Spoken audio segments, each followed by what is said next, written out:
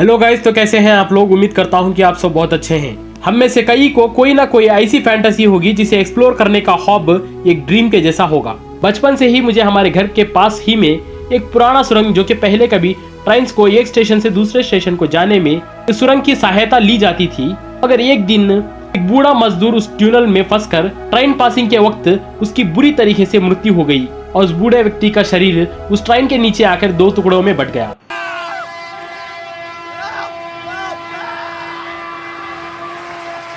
और तभी से वहां उस बूढ़े व्यक्ति की आत्मा उस सुरंग में ट्रेन में पास होते पैसेंजर्स को और वहां काम करने वाले मजदूरों को दिखने लगी, और इसी वजह से उस ट्यूनल को बंद कर दिया गया। और अजीब बात यह थी कि यही वो वजह है उस ट्यूनल की ओर मुझे आकर्षित करती थी। वहां अकेले जाने की हिम्मत मुझ में नहीं थी और इसीलिए मैं अपने जैसे संगियों को ढूंढ रहा था जो हिम्मत करके उस ट्यूनल में मेरे साथ चल सके।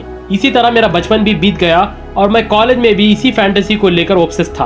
और आखिरकार कॉलेज में मेरे रूममेट्स, जो कि मेरे तरह संकी थे हॉरर स्टोरीज को और हॉन्टेड प्लेसेस को लेकर, और उन दोनों का नाम अमित और राजेश, और हम तीनों ने मिलकर ये डिसाइड किया कि उस ट्यूनल को एक्सप्लोर करेंगे और वहां पर शॉर्ट फिल्म भी बनाएंगे।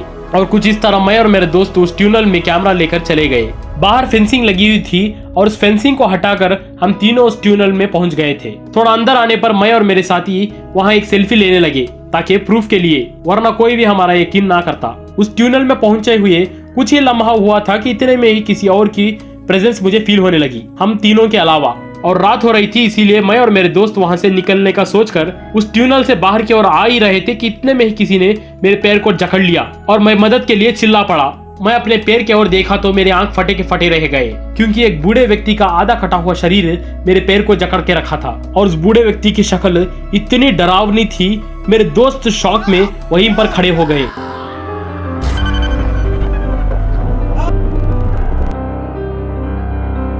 किसी न किसी तरह उस बूढ़े व्यक्ति के चंगुल से अपने आप को छुड़ा पाया और वहां से मैं और मेरे दोस्त फौरन भागने लगे। मैं और मेरे दोस्त अपनी जान बचाकर भाग ही रहे थे और इतने में ही हमारा कैमरा पीछे ही छूट गया और वो बूढ़े व्यक्ति की आत्मा हमारे पीछे ही आ रही थी और हम तेजी के साथ वहां से बाहर की ओर भागकर आ गए। और उस दिन का वो खौफनाक मंजर आज भी याद आने पर हमारे तीनों के रोंगटे खड़े हो जाते हैं। इसी तरह की कहानियां जानने के लिए हमारे चैनल को सब्सक्राइब करें, लाइक और कमेंट करना ना भूलें। मैं आपसे मिलूंगा अगली कहानी में, तब तक अपना ख्याल रखें। Thank you very much.